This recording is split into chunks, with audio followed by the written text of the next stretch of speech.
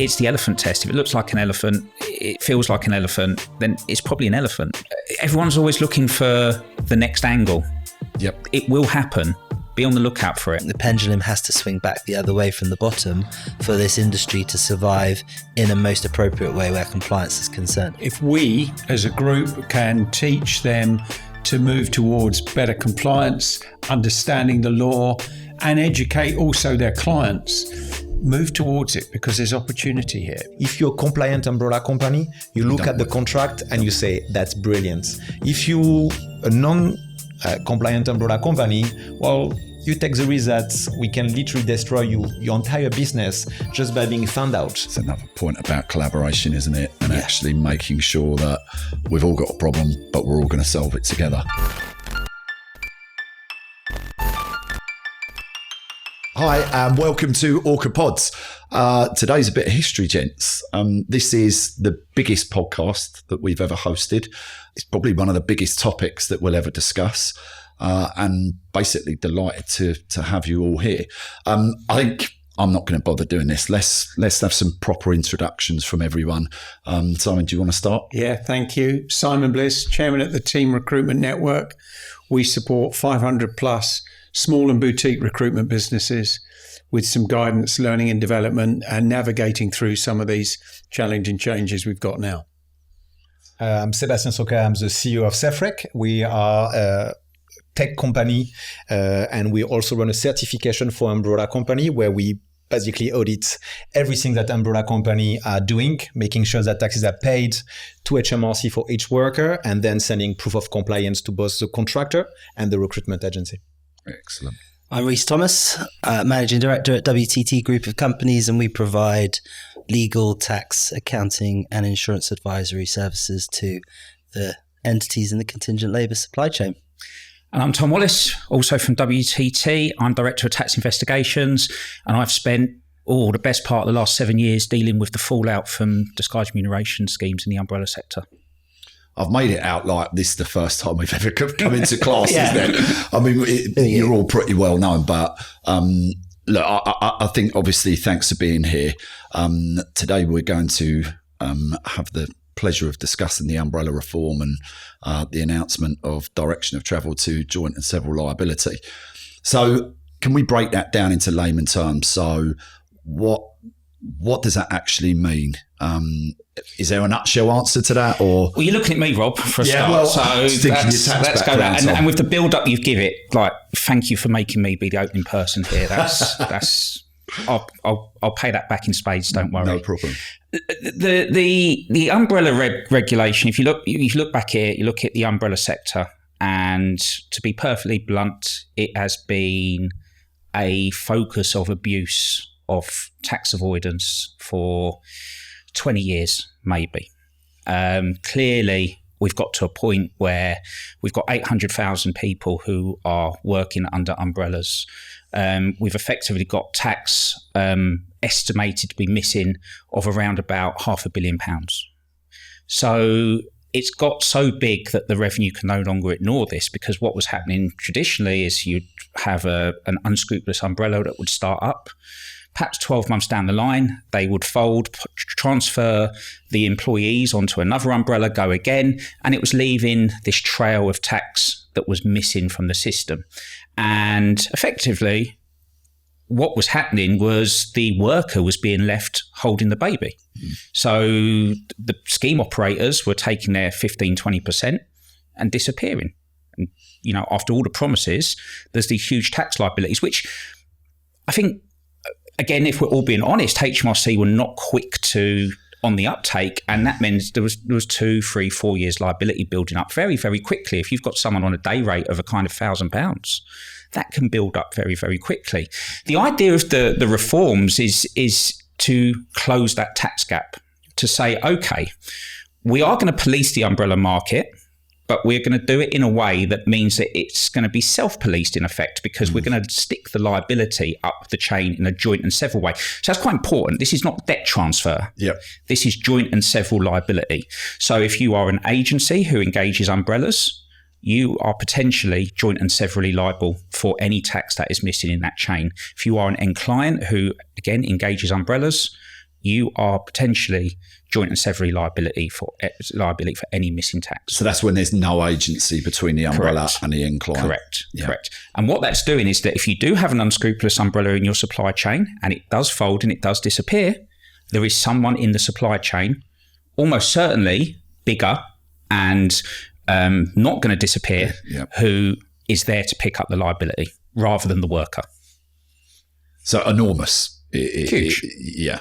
I mean, I said, I used the terminology, I was responding to a post actually on LinkedIn the other day, radical. Simon, obviously you've mentioned there the number of recruitment agencies that you help and support. What's been the reaction when this was announced? It's mixed. Some of the smaller agencies who do a little bit of temp and contract are nervous, dead nervous about whether should we continue to do this. And I think it's a lack of knowledge and understanding. And I'm encouraging people to move towards it because I actually think a lot of the marketplace, we've got, 34,000 recruitment companies in the UK. The average number of people in a recruitment company in the UK is 7. So the market's dominated by small players. Yeah. But a lot of the bosses are focused on delivery, and they haven't got back office support. They haven't got the advice, financial and technical and legal that some of the bigger organisations have got. So they're nervous. But if we as a group can teach them to move towards better compliance, understanding the law, and educate also their clients, move towards it because there's opportunity here. Because I actually think 60 or 70% of the market aren't aware of what's coming and won't do anything proactively before next April. I think that's a big thing, isn't it? It's almost that wait until the last minute, rush the job to get it done, where actually if it's almost taking that proactive approach where we do it now, or you do it, your business does it now, so that once April comes, it's business as usual. Rhys, from a legal background, I've seen lots of narratives about Chapter 7s, Chapter 11s. I know we'll get into the crux of all of that as we go further down, but why now, with the shift in direction to joint and several liability, does that negate HMRC having to go through courts and stuff like that? I think Tom raises a good point in terms of the legacy of this stuff and how it's developed over years. There are lots and lots of bodies that are very prevalent in our industry, including us and a lot of the other bodies that have kind of called out for some sort of regulation for a long time. This is not necessarily regulation. Make that clear. This is new legislation, draft legislation implemented. But I think the intention is to try and the intention is always to try and streamline HMRC. We've seen it so many times now, trying to get as many people onto PAYE as possible so that the system can be policed more effectively. We see that with IR35. Yeah. And coming back to Simon's point, what did everyone do? We were telling people we even got a COVID extension, BAU, got to make this into your processes, and then everyone just decided that they weren't going to hire outside IR35 contractors anymore. So I think it's potentially worse than that in terms of rushing to hit it in April. It's people will just lose contingent desks at some point. And I think that's a real commercial opportunity that people can grasp hold of. But coming back to your point, I think the inquiry process, we have clients in our tax investigations firm who had used tax avoidance products unknowingly back in 2005. And they're still not concluded. Those inquiries are still not concluded. So now you've got 20 years worth of interest build up. HMRC haven't recovered a penny in that 20 years. They're going to have to go to tribunal still to unwind it. They're going to have to get a judgment from the court before they can recover it. The promoters and the scheme operators are long gone. And as Tom says, the person that's left holding the baby is the worker. Now, fundamentally, under the PAYE rules, I appreciate that the tax is the responsibility of the worker. Get that. But the collection is on the responsibility of the employer. very established principle.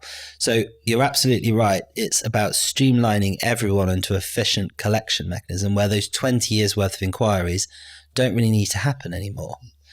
And it's not about now proving necessarily that tax avoidance has happened. It's about identifying that tax avoidance has happened.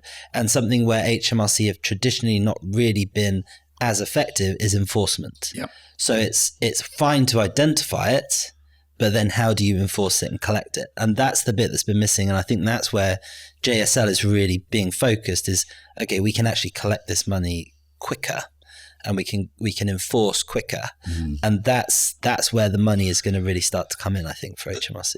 I know we're going to sort of far off in different tangents here in different directions, but even is there a point, and by all means, any of you feel free to answer this, can we hypothetically, we've already got legislation with the Criminal Finances Act and others that should allow HMRC to already do that.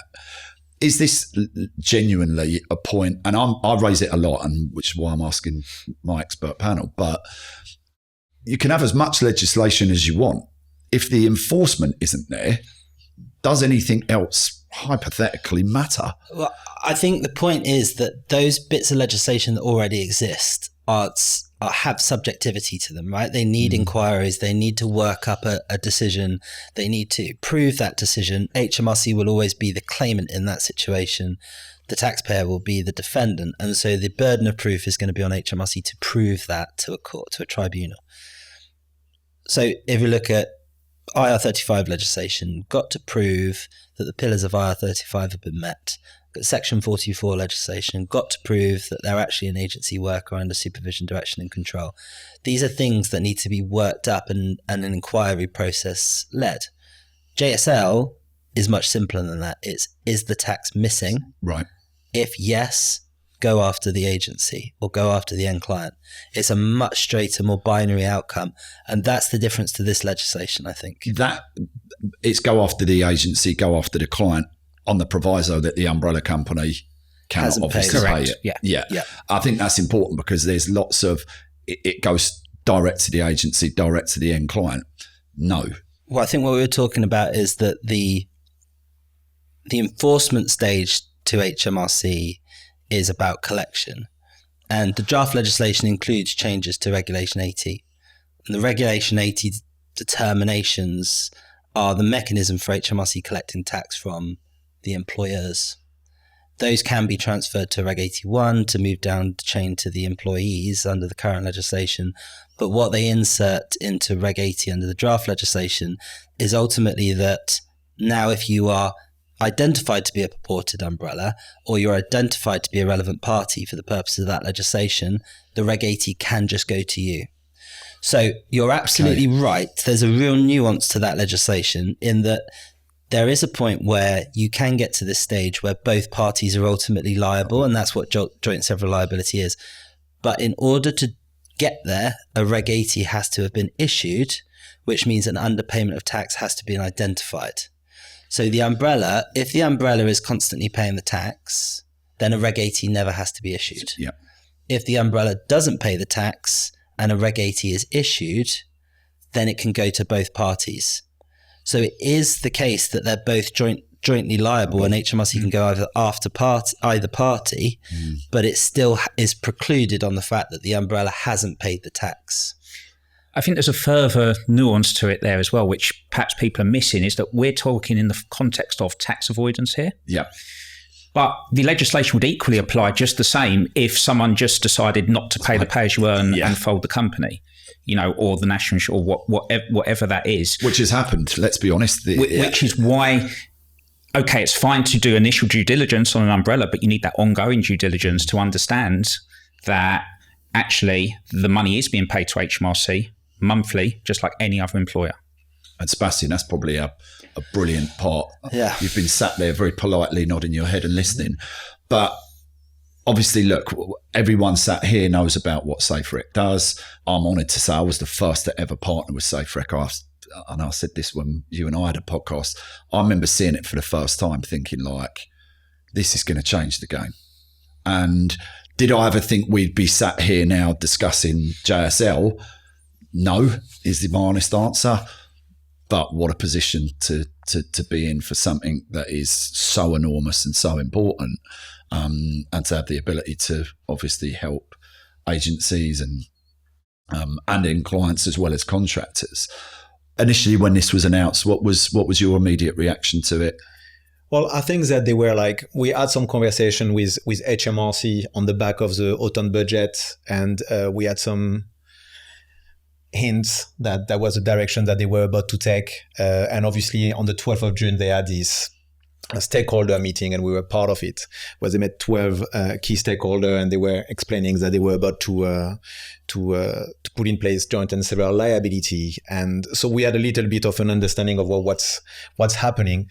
I think that my initial reaction was, I remember in my previous life when I was in recruitment in 2017, when the Criminal Finances Act came in play, and really what happened is you automatically had a reaction from recruitment agency to, wow, there is something coming in and we really need to look into what we do. And this is really where recruitment agency really starting having due diligence processes in place.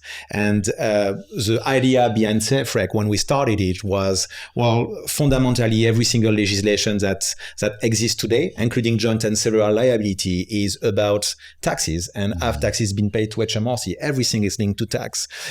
So the idea behind SafeRec was to actually create a certification that transparently can prove to worker and recruitment agencies that this is what's happening.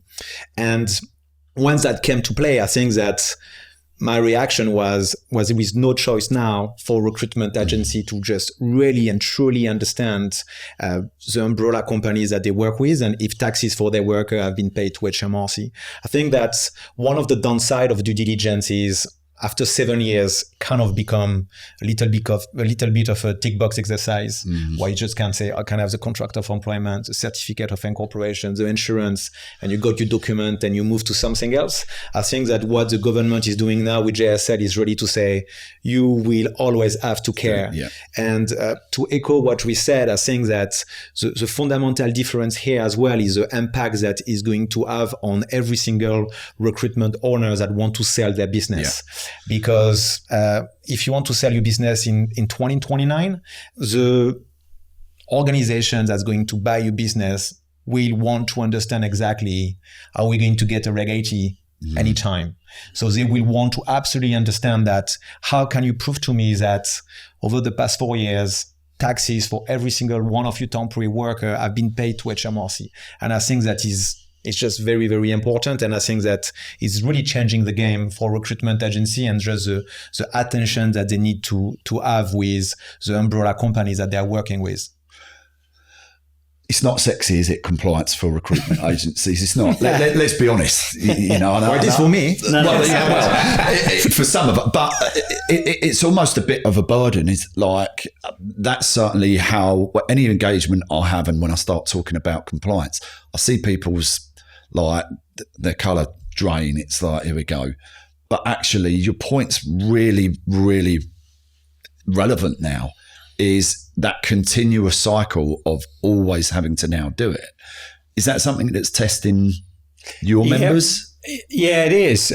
But I see a few of our companies moving towards it and using that as a selling point to their existing clients. 100%. Compliance-led selling is the future, I think. Yeah, absolutely. The clients want to know that the supply chain is safe. They don't want stuff bouncing back at them. They don't want upset in their supply chain. And the smart people are out educating the end clients now, because a lot of them, we deal with an SME-led environment. So a lot of those do not know what's coming.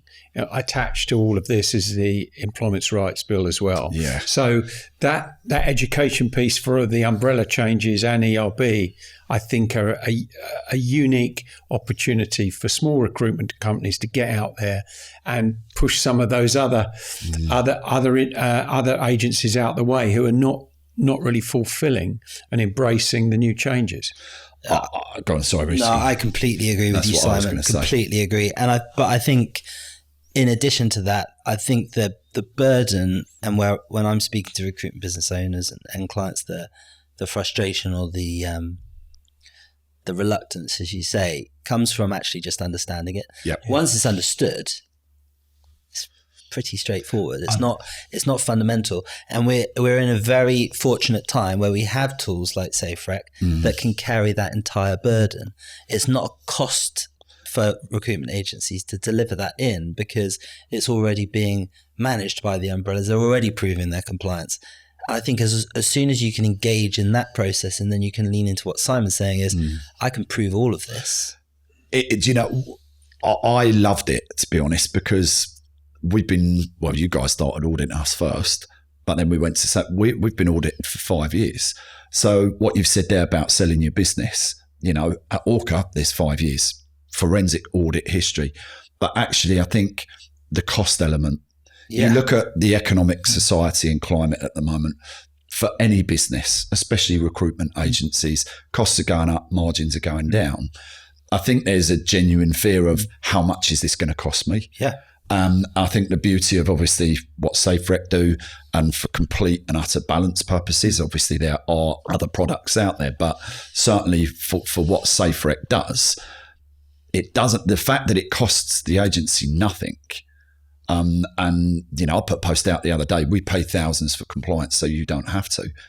It's categorically true. Now, that's not just about SafeRec, that's tax advice, solicitors, et cetera. But the key component of what a recruitment agency is going to have to do on a continuous basis going forward comes at a tiny fraction of a cost, if at all, must be something that helps that transition period happen.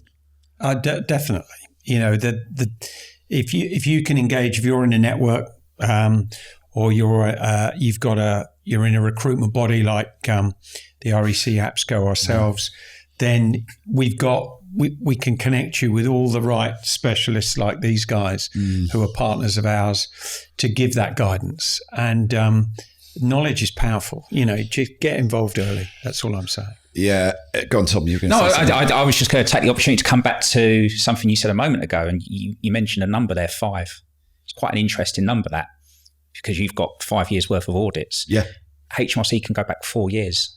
So if you want to sell your business, you're not going to just have to demonstrate compliance for 1 year. You're not going to have to demonstrate for 2 years. 5 years is the point where you're going to be able to have to say, I've got 4 years clear here from a due diligence point of view, and I can maximize the sell price of my business.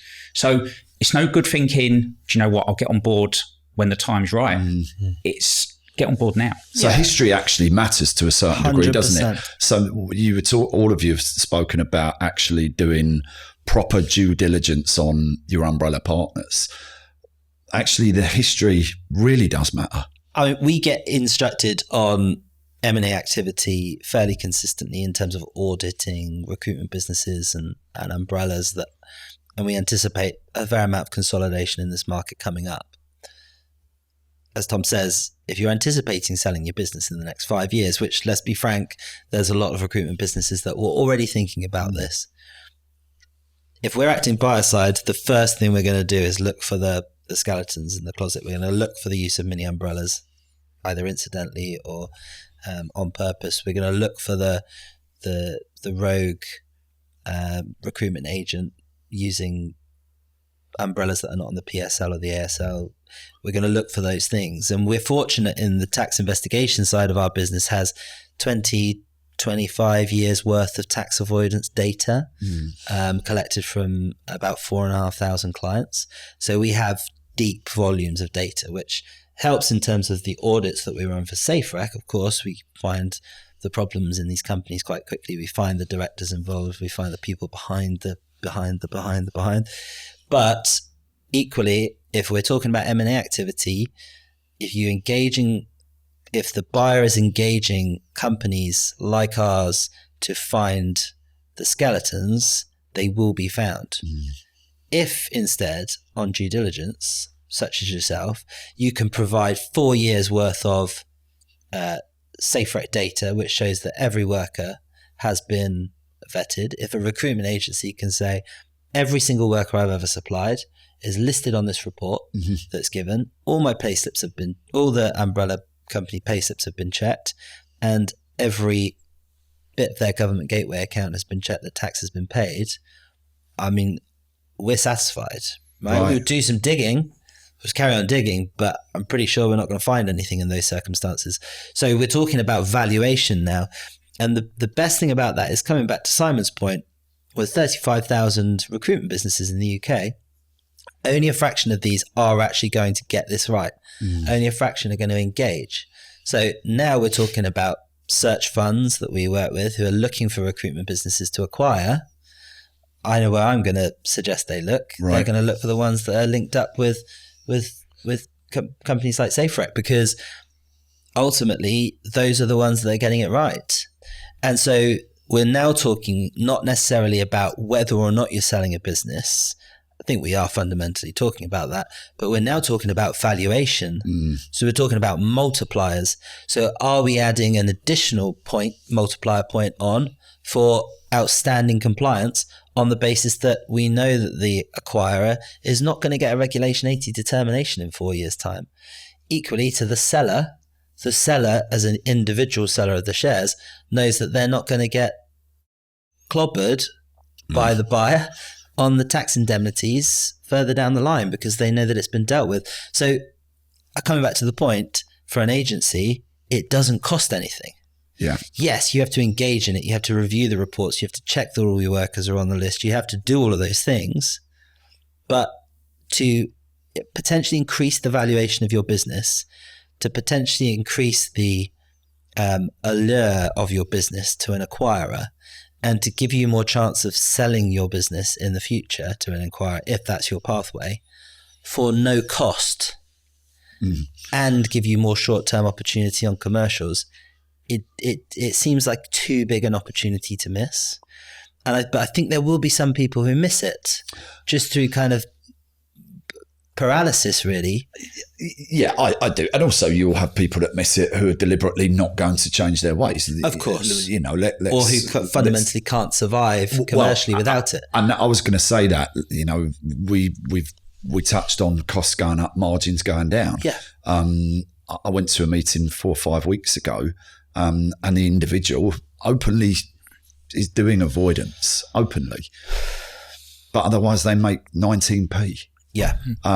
You know, and their argument, which I'm immensely empathetic to, might add, was that, well, I can't afford to pay my staff. Well, maybe, bud, you need to look at a different industry to recruit in.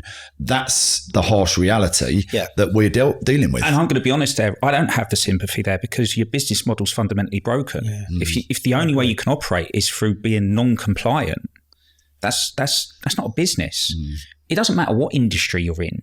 Like, every industry's got its compliance needs and its compliance burdens. Do not start a company, run a company if you can't meet them. That's the bottom line. No, I get that. Look, I don't know whether they were compliant in the beginning, and then obviously over the last, you know, certainly since COVID, we can all agree here, can't we, that economically, you just use the word clobbering to answer something else there. You know, so I don't want to pass judgment on that, but you're right. And but I just thought it was, you're going to say something, Sebastian. Yeah, I think that is important as well to understand that there are just so many industry in the recruitment industry.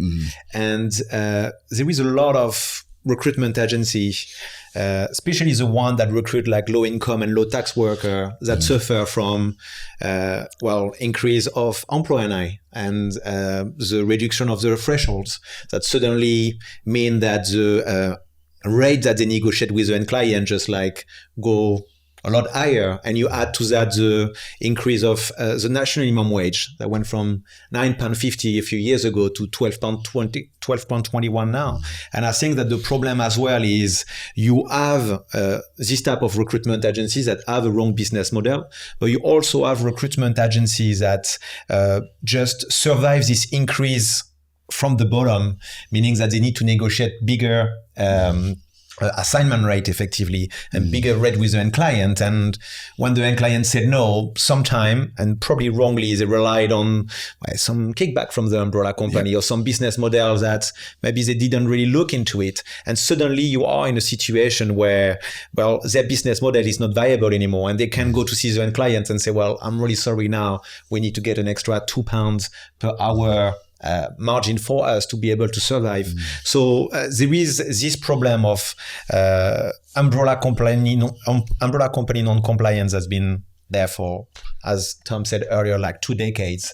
And in the meantime, you got like the national minimum wage that increased and the employer cost that increased. And now you got literally recruitment agency. Again, depend on the industry, but in some industries, they just struggle and they end up in the situation you just mentioned when they make like 90p like an hour margin, and 90p an hour margin on a full-time worker is like it's nearly an umbrella margin to do a recruitment job, and they are in a situation that is absolutely not sustainable. So it's going to be like not altruistic, but like we're just going to see how some industry react to joint and several liability and the direction that they are going to take. And I think ultimately, you know, Simon made a massive point that I think should not be understated, but it's a podcast for a different time. You marry the employment rights bill to this as well, and the cost potentially that is going to very much in some instances potentially be, we don't know 100% yet, but may be forced onto business.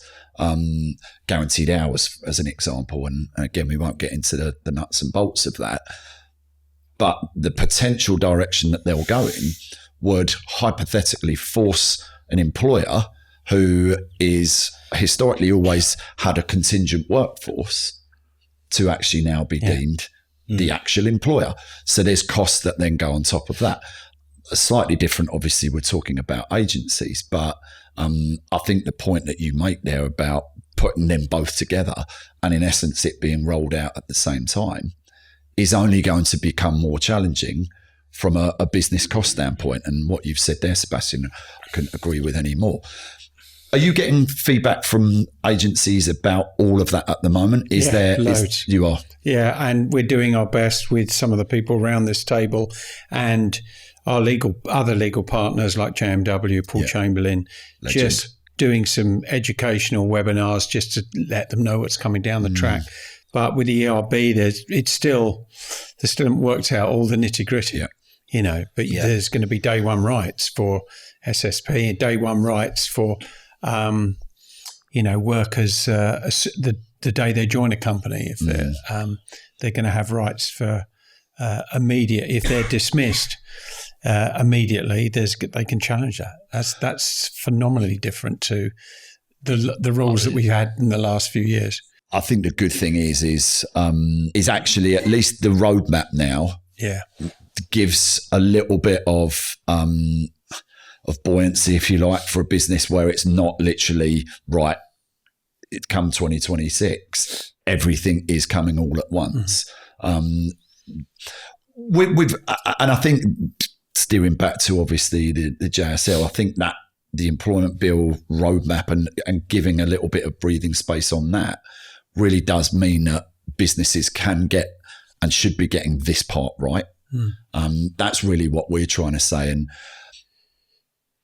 I don't want to be controversial, but there's the narratives of the last 15, 20 years and that re-education of those narratives, I personally think, certainly being an umbrella company, is our biggest challenge, or certainly been mine. And this isn't to sling mud or throw stones at anything or anyone or any business, but those narratives have to change. Look, there's been some very big powerhouses that have come out and said accreditations alone, for example, are now not going to be robust enough. Well, you look at the last 15 years, accreditations and I'll use that as an example, has been this myth-based reality that you've got a bulletproof vest. And I've got a client at the moment who are still in that mindset. The agency wants to change it. That's my client. Their client is like, no. This is what it's going to be. And now, obviously, you've all alluded to this is a seriously good business development opportunity for recruitment agencies, obviously SafeRec in its own, but also for umbrellas to go out there and actually talk fact. And I think that's the narrative part, and why I'm so obviously grateful that we're all sat here, is that we're able to myth bust a little bit and actually start saying to organisations, this is how you get it right. Yeah. I think touching on that and then coming back to a little bit of what Seb said as well, with the businesses that aren't currently getting it right through commercial means, through industry reasons, for all a host of different reasons. I think one of the myths that is perhaps out there that's probably been kind of perpetuated a little bit by the options that were given in the consultation process is that if I do my due diligence, then I'm off the hook. Yeah. And I think that's something that has been, I think that's something that we get questioned on a lot is, well, what is enough in terms of due diligence for me to make sure that I don't fall subject to joint and several liability? There is nothing you can do. This is a strict liability situation, right? So if the tax is not paid and you are the relevant party, you are getting the tax bill. There's no due diligence that you can do that changes that. The way that you do it is to make sure that everyone in your supply chain is operating with no tax leakage. Yeah. And so you come back to your point around the accreditations and certifications and the audits.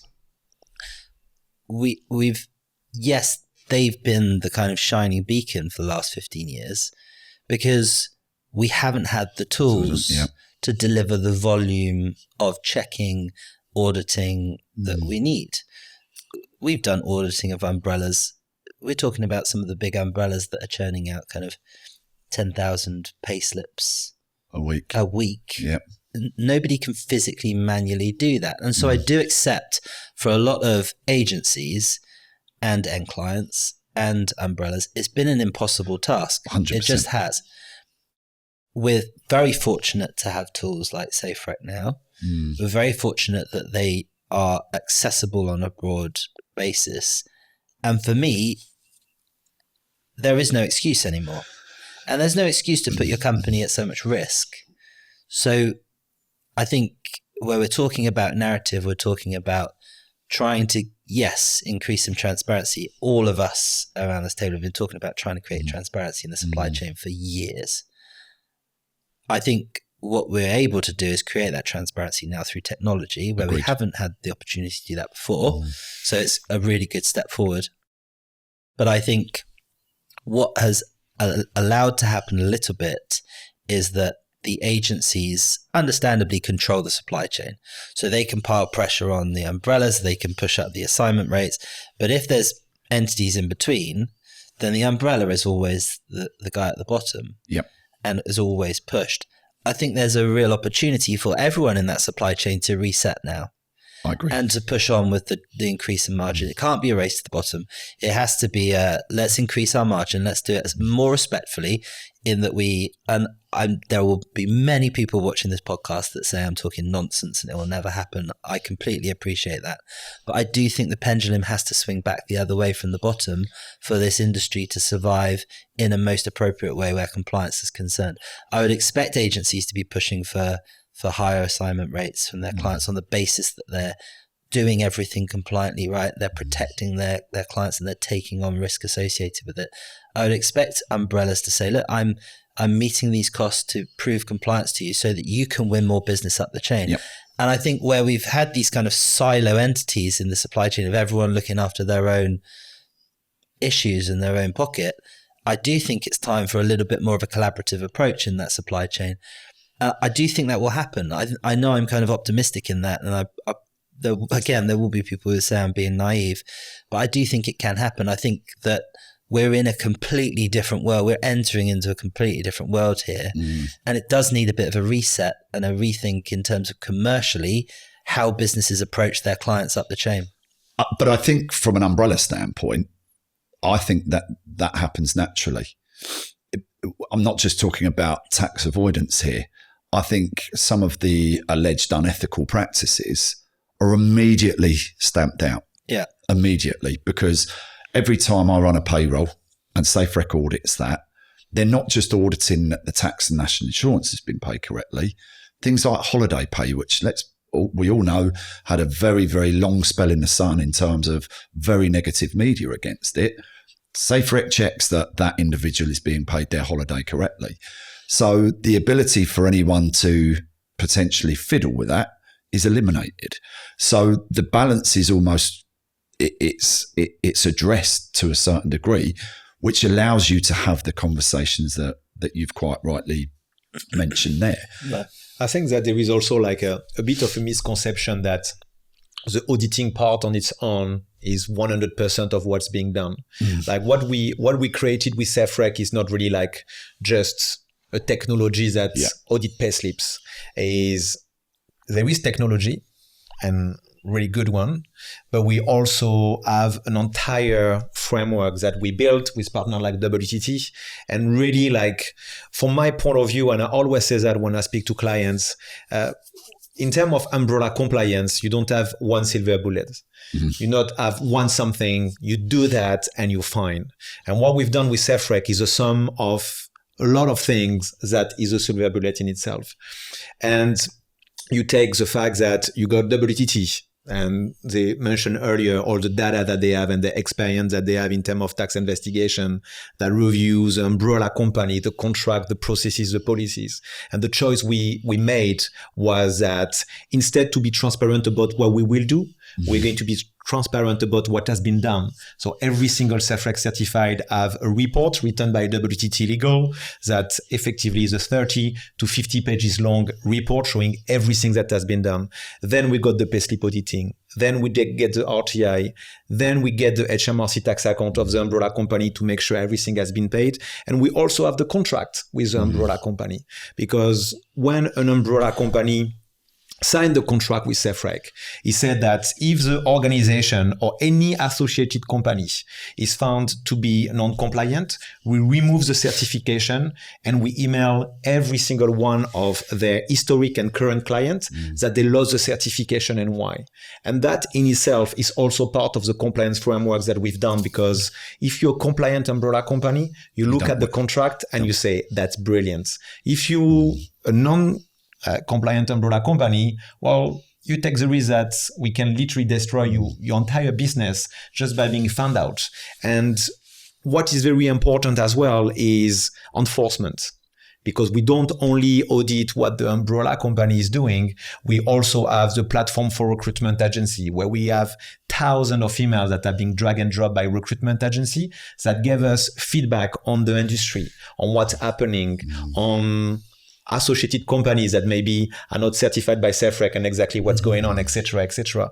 So the sum of absolutely all of that mean that we have a compliance framework that is very robust and pretty much very solid, if you see what I mean. I think the party we haven't mentioned any of us yet is the worker. Yeah, that was just about to come onto that. Yeah. I think that's the beauty of it. Then the report goes down to the worker. The worker's checking. And that is the first time that an umbrella worker has been able to read a report that says, oh, my holiday, what's my holiday pay? Why am I paying this £1 in deduction for something? I think that's the beauty of it. You're policing at every single end of the supply chain. And that's what I mean about camaraderie is the wrong phrase, but this transparency in that supply chain of everyone kind of working together to get to the right transparency. Well, there's accountability now at every stage. Yeah. And I think that's the key, certainly in my opinion as well, that was missing.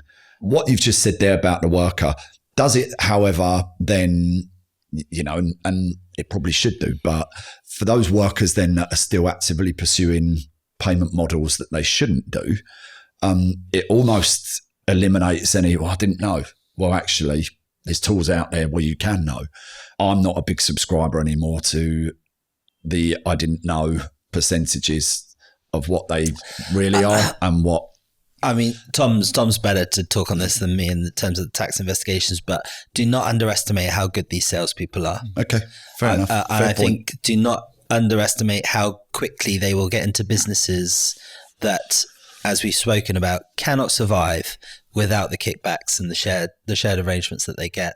And where we see it is not really the worker anymore. It's the agency telling them that they've got to work for that. We've got social workers where local authorities mandated they use these things. I've seen those mandated PSLs where they're full of tax avoidance products. There are people out there who knew what they were doing. There just are. The vast majority of our clients were sold something that was claimed to be registered with HMRC as approved, that was very legal, very above board. And I think the longer it went on, the more difficult that narrative is to maintain, for sure.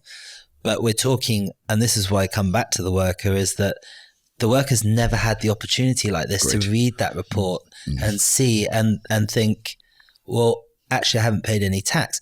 And that's the difference, is the worker was sold on the basis that, well, you're getting 80% take home instead of, I don't know, 65, 70 on average between the thing. What was actually happening was that the scheme operators were deducting 19% for their fees and paying across the 1% on PAYE, sometimes for HMRC. So if I came to that worker and I said, actually, your take home is 99%, but you got to pay me 20% of your wage packet to facilitate it, nobody would ever have done it. And that's what that report does. If someone had had that report in front of them, they would have seen that they were paying 1% of their entire wage packet on salary, on tax, and the rest was going as a fee to an operator. They would never have engaged in it, but they were told that it was being deducted for tax and fees. And the reality was that it wasn't. It was all being deducted on fees. I feel like I've just been whooped by the headmaster there. So, it's a fair point. You know what? I stand corrected. It's just that I'm a bit cynical just sometimes. To add that a little bit. Look, ultimately, people want to be paid. Yeah. So that's been exploited a little bit because historically, if you look at DR schemes, let's look at the complete history. They started in the banks. They started high-paying bankers bonuses in 2008. Couldn't pay bankers big wages. How are we going to do that? Brilliant. We've got a way of doing it that doesn't trigger the banking levy and all of that was with it. That then rolled down to relatively high-paid contractors. Now, nurses, social workers, people who work for councils, relatively low paid, certainly basic rate taxpayers who are not actually saving any tax at all because the 20% they would have paid in tax is going there in fees to an umbrella. That's just exploitative. But that's where we've got to. And there's as a bigger picture piece, and a lot of the work that I do in other areas, we have an issue in this country that we don't educate people in tax. Agreed. Yeah. So people don't actually understand what tax they pay, how they pay it, what they pay it on. Yeah, they just see the number, don't they? They just see the number and they're happy that number is in their bank on a Friday and they can buy food and they can pay their rent. I think that's when you look at how, as citizen, we have when you look at our relationship with money, you go to a bank, there is this logic of they are regulated and they know, and you know that nothing wrong is going to happen. And you have this trust instinctively of this organization is going to manage my money. So I'm kind of safe and I trust them. And I think you kind of have the same thing with your employer or an umbrella company. When you speak to an organization that is going to manage your money and you, as you've just said, totally uneducated about tax, your reflex is not to go on .gov.uk and try to understand some things that you don't know about. You fundamentally going to trust someone. And as we said, if the salesperson is really good, and they are, we've done some mystery shop call when I was back in recruitment, they're just really good. They just tell you, listen, you can be paid PAYE or there is this model, but HMRC doesn't really like it, but it's perfectly compliant. Obviously, they make less money, so they don't like it, but you're going to get a lot more money on the back of that.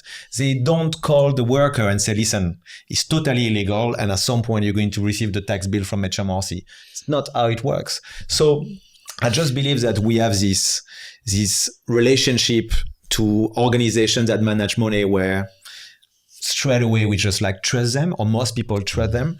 And I think that education, as you just said, is something that is very important. And this is what we try to do with the report that we send to the worker, to educate them about that. We have the free tool as well online.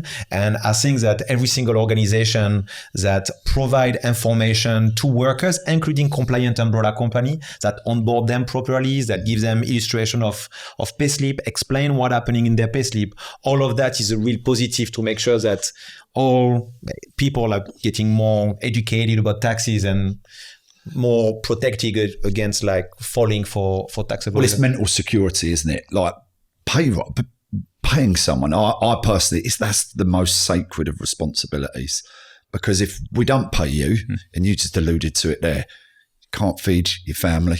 You can't pay your mortgage or your rent. You can't put clothes on your own back or your kids' back. You can't have the nice things that you work really hard for in life. I do think what's interesting, so ever since really the first year when we were partnered with you before the certification came out, what we noticed from a worker standpoint is our phone calls on a Friday literally just vanished, because it was that education of, now it didn't require us to turn around and say, Simon, do you know what? Let me explain your pay, etc., etc. Because the actual audit and the information, in fact, I'll use the word education that was in there, it was very self-explanatory. Even those that may have learning difficulties or English may not be their first language, it was very, very simplistic to understand. And genuinely, our phone calls on a Friday, it gets like 1 o'clock and be like, this feels a little bit weird. That's amazing. And what I was actually going to say, I'd really love to hear from other SafeRec umbrellas to see what their experience of that has been. Now, aside of I haven't been paid all my money, that's a very different kettle of fish. The people that the agency had sent the right monies over that we had paid, those phone calls literally disappeared. Yeah. And far from it to me to ask the host a question. Go on. But what about up the chain? What experience have you had in terms of your discussions? Just coming back to my point about trying to reset the payment flows. That's the key part. Is there's still, I think there's still a lot more interaction that needs to happen. We'll talk agency client at this stage, because it's still, we're a month at time of recording. We're a month since this has been announced. So look, there's certainly conversations we're having. I've actually been to see a lot more end clients in the last 4 weeks than I have my clients. Now I'm with them, don't get me wrong. So I'm going to meetings with my client to see their client. I think slowly but surely, and as amendments being made, and obviously a lot of it's still in draft format at the moment. So what is definitive, what isn't, there's still a little bit of skepticism about that, and that's justifiable. But look, we've looked at it as a business opportunity, a development opportunity. One, it's certainly enhancing our relationships with our agencies, probably more so than it ever has done. Our business model is that, and a lot of our agencies know that we don't want to disturb them. We don't want them to be phoning us on a Friday saying you haven't paid Rhys, Sebastian, Simon or Tom. So the less they hear from us, we go and see them obviously in, once a month, once every 6 weeks. But we understand that, especially with recruiters, they've got a job to do, which is to put revenue on their own board. So for us, I've really enjoyed it. I've done some miles, don't get me wrong, but I've enjoyed being able to, for once it's not, I hope people aren't going to be offended what I say, but umbrella companies haven't always been treated the best by recruitment agencies. It's very much how much you're going to give us, take all my staff out. There's been lots that we've had to do historically to win business. I think that for me is one of the biggest resets is now, and I've beat this drum for years and years and years, the real recruiters saw the value in umbrella companies. I think now that's what we're starting to see again. Don't know whether that's your take in by all means, shoot me down, Simon. No, that's fine. A question I wanted to throw to the panel was if a small recruitment company who is facing these different challenges now, what advice can we give them to look at their supply chain, and what 5 or 10 steps have they got to do now to really make sure they're ready for next April, and really clean up perhaps that supply chain to make it compliant, fully I think compliant? that's probably the best question of the day, to be honest. Look, it's a tough one. Should we talk to the lawyer? Well, but is obviously, look, legals are going to be part of it. Yeah, I think, so we've got this client at the moment that I was alluding to earlier. We're going up because the end client has said, no, we are still mandating you use these avenues. They're going to be dangerous. Certainly one is.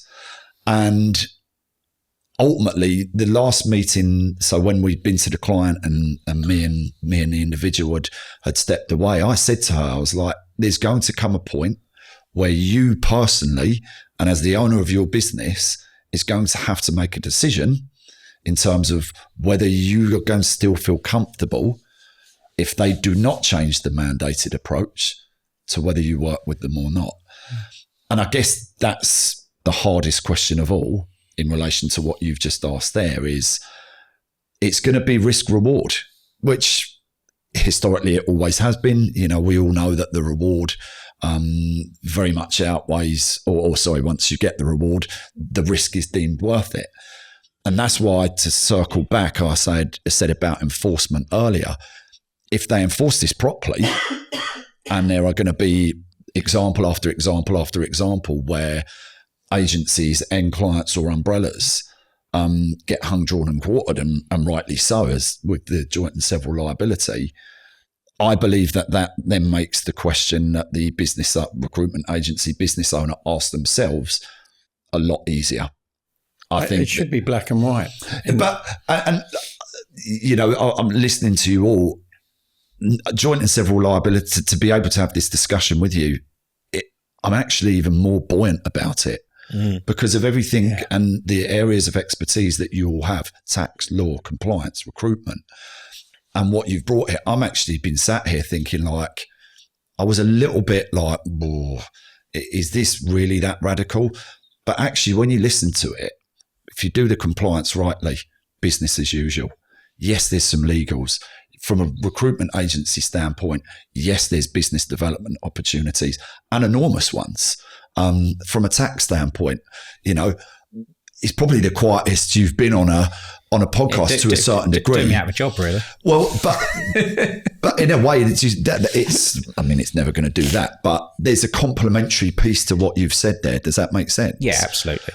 So I actually think, for me, answering your question, I think it's especially the lower margin industries. Yeah. Personally, I worry because, and I know what Tom said, I am empathetic. I know what it takes to build a business, to build a brand. And when it's just shrinking in front of your very eyes, rationale sometimes goes out of the window. One of the things I've seen, I check Companies House every day to see who's registered a new recruitment company.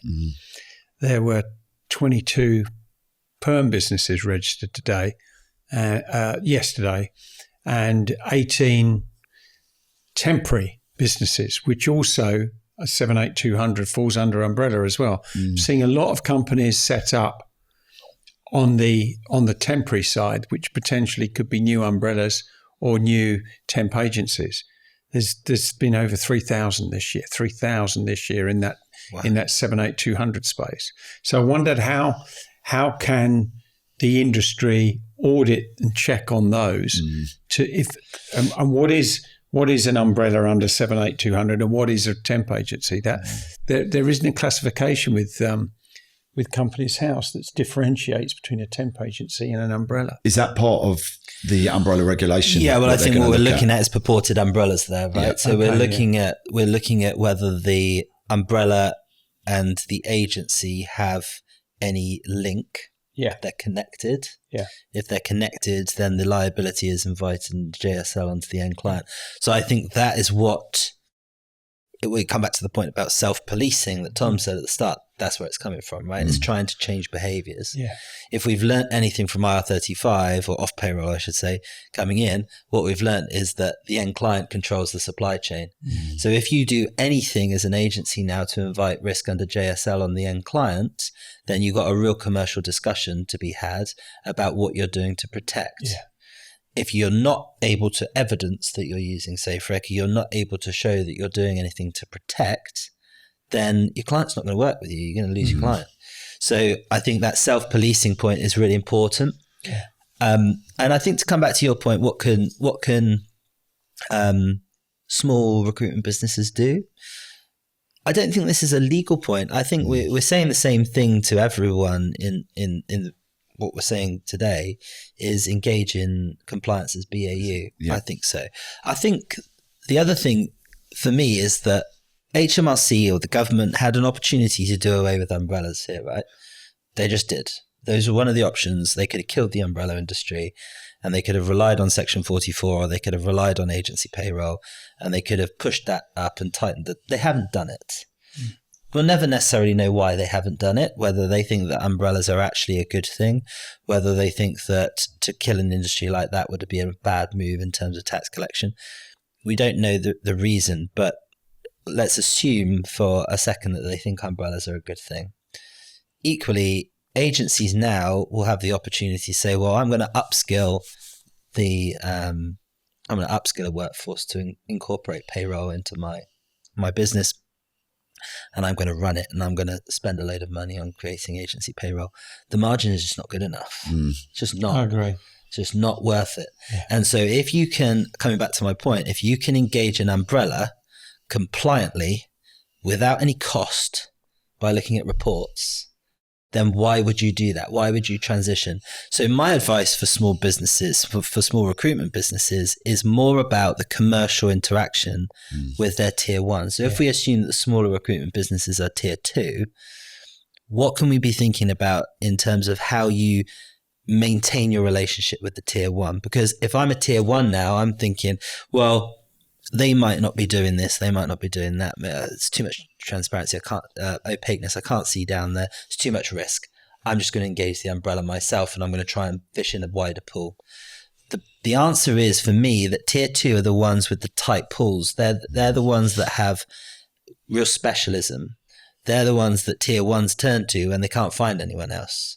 So what I would be saying is, don't generalize now. If you're a tier two, you're either going to go push on aggressively to get to that tier one and build more relationships with end clients, or specialize to a certain extent, niche down, but don't niche down in a reactive or kind of narrowing way. Niche down into clear sectors. Redefine your business as a specialist in specific sectors to deliver work into tier ones. And I guarantee that work will still be needed. Guarantee that tier ones do not have as extensive a pool, because everything's going to narrow down, everything's going to consolidate. And the ones that are going to do really well are the ones that do things properly. And that goes with compliance. It goes with the recruitment process.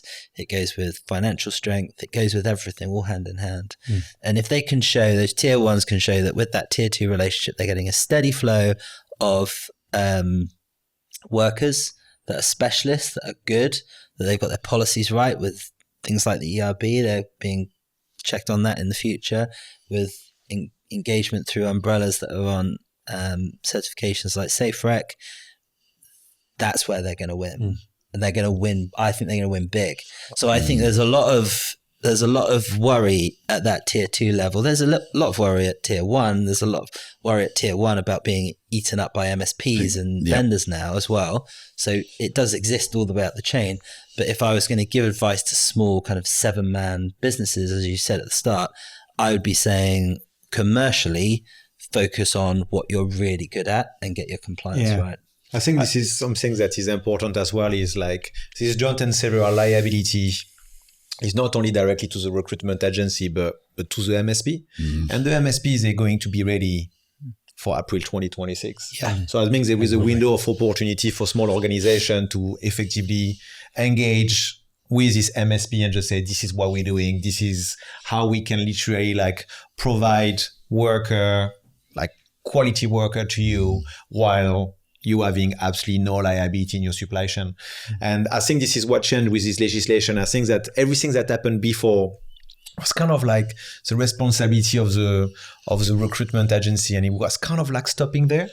And now really the fact you go to MSP, I know that there is like some noise saying that our recruitment agency are going to wait the last moment to do something, but MSP won't. MSP are already doing something about it. They're exploring option, and they're going to be ready probably in a few months. And I think that this is where I agree with Rhys. There is a real opportunity for like all recruitment agency to engage with MSP and reassure them already that they are the right partner for them and they should be in their supply chain. But that opportunity is now. Yeah, I went to Hinkley Point, so the nuclear power plant, the other day, and literally, I mean, it wasn't just me, there was loads of us about MSPs and about this, and they are moving 100%.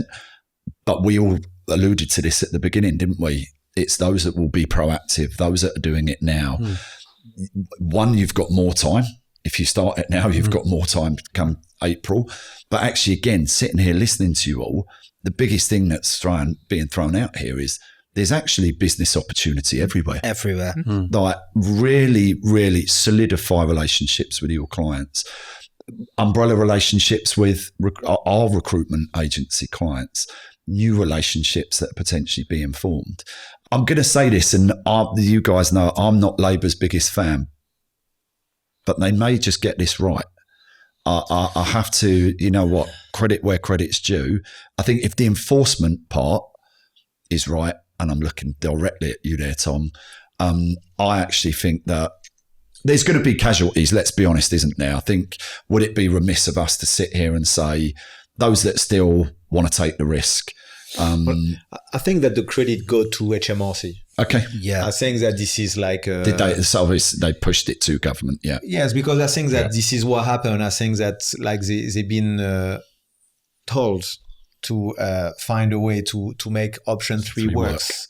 And they really spent months and they really listened to all stakeholders, understood exactly what was the problem and the main course of action. And they presented something that was basically like validated ultimately. But the people that have done the work is all the people in the policy team at HMRC, and they really come up with something that are going to make supply chain care about how the workers are being engaged and if taxes have been paid, and it's fundamentally is good news for supply chain. I think Seb's right there. Yeah, agreed. I mean, we sat in a meeting, Rob, with government officials, and we were told that umbrellas could be taken out the equation with one stroke of a pen. Yep. That it was that simple. Yeah. If that was what was desired. So the fact that they found a way to get enforcement without doing that is a good thing. It's a good thing for the industry. I think it's a good thing for workers, ultimately, at the end of the day. Enforcement is the key part in that. It's like everything, enforcement. Now, we've got Criminal Finance Act, we've got Failure to Prevent 2017. We've just seen our first corporate charged with that. So that's a big gap there. That means that that's fallen off the boardroom agenda. No doubt that will come back onto the boardroom agenda, and it absolutely should. What HMRC can't afford to do is let this slip. In their documents they've released, they said they're now contacting people within 2 months of discovering that they are involved in a umbrella that is non-compliant. Right. And by that, I'm going to mean tax avoidance. I don't think they're looking at any other compliance other than tax avoidance. Now, I dispute the fact that they can help someone get out of tax avoidance. I don't think they can. The only way you can do that is leave. Yep. But what they can do now is very quickly assess the missing tax and pursue the people that have that missing tax. And if they do that, then absolutely we can give HMRC all the credit in the world. Absolutely. That's so important. Because it will shut it down so much quicker, won't it? Yeah. So many of our clients would have left years before if they were told. And I've been into meetings where my client literally shows me marketing material that they had the day before from, I'm not going to call them umbrella companies, I hate it, sorry, but from payroll entities that come in, and their marketing is actually stipulating by the time HMRC catch up with us, we'll be long gone. and we'll have set something else up. So don't worry, they're 250 steps behind. So what you've just said there, I think, is the key component. I think some will do the work for them because it'll come April the 6th and then all of a sudden they'll do everything compliantly. You may as well write a postcard if you're going to do that. But I guess my only slight worry is what we were sort of speaking to is the economic climate, those that are just struggling more and more. I'm conscious that we're soon going to be coming to an end. And I guess to sort of add on to what you said, Simon, if you're an agency or an end client now, would there be like a checklist? I'm saying that in a very raw terminology so that everyone understands it. But if you going back to team after this and you have a meeting with 150 of your recruitment agency members, SafeRec, Rhys, Tom, obviously WTT, is there a checklist that you would turn around and say to an agency or an end client, depending on obviously what the relationship is, where it's almost like, right, here is an A to Z on what you should be doing to, in essence, eliminate risk from your supply chain on every payroll? And I think we haven't touched on that. I think that's where you revolutionised everything for our industry. Is SafeRec, how did we eliminate risk for our supply chain? Every single payment that we run is audited. You've obviously got the full legal check on Orca, any other umbrella, fit and proper person, but actually delivering that payroll data, that liability paid data, month in, month out, obviously with payroll week in, week out, fortnightly, monthly, whatever the frequency. So I'm just thinking any recruitment, especially the 1 to 2 man bands that don't have the financial access that some others do, is there something that you would collectively say to them now, right, here is and I know it's not impossible to answer, but we're still waiting for certain caveats and realities to see the light of day, or what would you do right now? I don't know. I'm just trying to, again, give some guidance before we finish up. I wouldn't talk to her. I'd go and look at who, if I was running a temp business or a contract business, I'd look and see who we were using. I'd want to make sure that they were being audited by somebody like SafeRec, FCSA, and make sure there's some proper compliance in there. I'd want to look at the contracts as well, contracts with the candidates that we're placing, also the clients, make sure it's joined up. I think there's an opportunity to find the right supplier, the right umbrella company, and really negotiate good terms. We'll be talking to a few of our partners who are umbrellas and accredited with people like Seb, and make sure that we've got a great deal for our members, because some of those margins are being squeezed at the bottom end in the blue collar space. We don't want our members to go a race to the bottom. I'd say what Rhys said is absolutely right. Agreed. This compliance, people need to pay for compliance, and compliance equals quality equals stability. So if you get all of those things in order, it's not costly, because when things go wrong, when cheap things go wrong, it becomes very expensive. So making sure that the ducks are in a row with regard to, whether it be the contracts, who you're using, ensuring that you've got a partner like SafeRec that's really doing loads of auditing for you. That's absolutely key. And also educating your client, so the client is on board with the compliance process and not trying to squeeze you too much on those margins too. I think it's an opportunity just to look at the all of that chain from client through to umbrella, and make sure that everyone's on board with it. I think that to echo what Simon just said, I think that if you really break down organization pretty around the world, they all have one purpose, and is to solve problem for their clients. This is what's happening. And what John and several liability just brought up is they basically created a new problem. So recruitment agency have a new problem. And the problem is I need to make sure that taxes are paid by my umbrella company. And that's an opportunity for umbrella company to be able to prove to recruitment agencies that's being done. Yeah. MSP have a new client. And when I work with recruitment agency, I need to make sure that when they use umbrella company, taxes are paid. And that's effectively an opportunity for recruitment agency. So I think that we keep talking about opportunity, but this is exactly what it is, which is my client have new problem. I need to solve them. How do I do that? And how do I prove that I solved their problem in a nutshell? And I think like both absolutely spot on there. And like I say, this is the first time I've ever been involved in a supply chain meeting, like the last couple of months, agency and end client. That's great. And hearing you both say that, one tells me that we're on the right trajectory with our clients, but also most importantly, my clients are also on the right trajectory with theirs. And don't get me wrong, you know, I've been excused from the room in some instances because no one likes to be told what you're doing is wrong. And don't get me wrong, we're going to have to find an empathetic way that we don't all walk into rooms and say, really sorry, you've been doing that for 15 years. You're doing it wrong. And that's what I was alluding to, narratives and stuff like that earlier, is that approach of what you've said, Simon, and what you've said. We have a problem. Not you, we.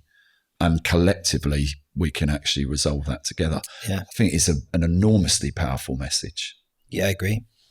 I think just to add one to the checklist, where we see mission creep sometimes is at actual recruiter level. So the individual recruitment consultants. Yeah, good point. Kind of, yes, you mandate a PSL, you mandate an ASL, but actually these tax avoidance companies can get to recruitment consultants quite easily at the pub and can offer them kickbacks if they stick a couple of their workers onto tax avoidance products. That's actually quite an enormous point, actually. I think it's an important one. I do. I think internal training needs to happen. It's not good enough for the compliance to keep butting up against recruitment consultants. We see it all the time. The in-house legal is constantly fighting with recruitment consultants. And I think recruitment consultants now need to be clear on why compliance is important for them.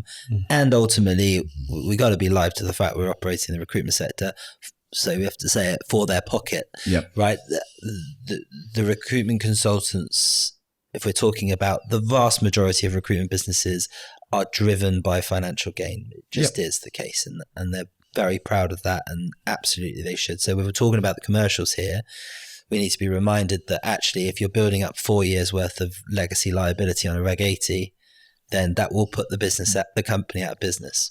So we're talking here about this impacting you quite seriously in a personal way. And so I think some internal training would be good. I think with tools like SafeRec, with the report, you can check all of your workers. So the recruitment agency can check every single worker they've sent out and see that all of those workers have been audited. So there are tools to counter that, but I still think training your staff as to the importance of this is a good idea. And I'll add a bit onto there. I mean, don't worry about your 4 years worth of tax there. You're in criminal finance act territory. You're in unlimited penalty territory. You only need the offence of cheating the public revenue. It doesn't have to be proved criminally, just has to be proved to that standard. Right. And you are now in failure to prevent tax evasion.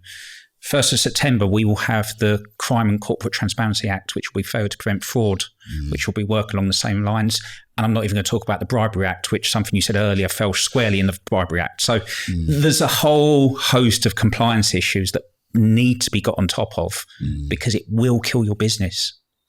And we're not going to end on a negative, but I think that's the message. Is I think that what JSL really does is that reality, I think, becomes reality.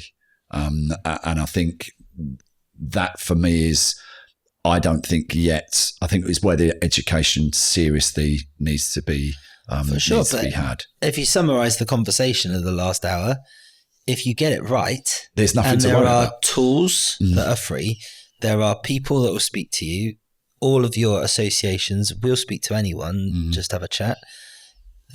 Everything is there for you to make a very compliant, very successful, very commercial, very valuable business. And you just got to engage in it. You just got to find some time to engage in it. And I think it's important. And we said got to do it now, but really got to do it now because those other businesses are moving. And that's what we're seeing is the smart ones are moving. Yeah. I think as society, we hate the word change. Oh, I don't like change. But the disruptors are the ones that become legends of Steve Jobs. Every change is an opportunity. 100%. And it's not to fear change, but to actually embrace change. And, we've only got to look at technology. It moves at such a rate of knots, AI, things like that. Well, we've got an AI-based technology sat right here with us that can actually help turn you from, well, we think we're compliant, to you are absolutely, utterly doing everything you should be doing. Yeah. And I think that's the key education point. And that will take time. If we do that now, and obviously with people like Simon, yourselves, other large bodies, REC, APSCO, then businesses will be in a lot stronger position. And I think, I'm all for competition. I think we need competition to be better. If I go into a boardroom and I don't win that bit of business, I need to look at myself like, right, well, what am I doing wrong? I think that's healthy. I think where the balance was completely lopsided over the last, certainly 5 to 10 years, was that someone could go in there and offer someone £1 million and we couldn't. But there wasn't consequences where I think there are now. And I think that levels the playing field. Anyone want to add anything else before anything that we should be hyper vigilant or hyper aware of at this moment in time, or we pretty much? I think just look where we said earlier, change is opportunity. Well, look, the scammers are going to see opportunity as well. So look out for new purported ways of working that. And I'm going to say it's the elephant test. If it looks like an elephant, it feels like an elephant, then it's probably an elephant. So everyone's always looking for the next angle. Yep. It will happen. Be on the lookout for it. Yeah, we've seen umbrellas claiming to be SafeRec certified, right? Sending out fake certifications. And those have obviously come straight through to Seb. Yeah. There's a very obvious place on the website where you can check every SafeRec certified umbrella in existence. So it's very easy to refute. And those emails are coming through and they are being dealt with appropriately. But I think as Tom exactly says, and you say with AI, this stuff can be faked. We're seeing fake pay slips quite frequently. So again, tools like SafeRec are important in that regard because it kind of removes all the opportunity for fakery. It just takes data from the payroll software and deals everything with it. Just funnels back to get your bloody proof. Like it does. All like get your proof. Continuous, ongoing due diligence, proof, transparency of liability. And that's for me. That's the bit ongoing. And there was something said earlier about go there, look at the contracts, do that, but don't just do that on day one. No, you've got that's an ongoing process that needs to be happening. I think that probably is maybe from Team and REC and APSCO is probably a challenge, isn't it? Is to ensure that penny drops in terms of it's not just do it once. And that was almost what I was alluding to with the accreditations. It wasn't a slur. It was they did the best job they could do, but a once a year assessment no longer cuts the mustard. No. And we, because we got quite a big network and also we got great relationships with the REC and APSCO, they will feed, if there's a discrepancy or there's an identifier of an elephant, I'm going to take that one away. I love the elephant. If it looks like an elephant, it's an elephant. So we share that information between our members, and because we don't want those elephants running away with our margins and our business. So that's another point about collaboration, isn't it? And actually making sure that we've all got a problem, but we're all going to solve it together. Yeah. Do you know what? I think that is probably a wicked point to end the podcast on. Gents, I've got to be honest, it's flown. It's been an absolute privilege. Thank you so much for your time. Simon, Sebastian, Rhys and Tom. Gents, thank you very much. Thank you. So that's it. Bit of history today. Hope you've enjoyed it. Hope you found it informative. Genuinely, please listen to these guys. They are experts in their field. It can, as you've heard, be the difference of your business really pushing on or your business potentially not being there anymore.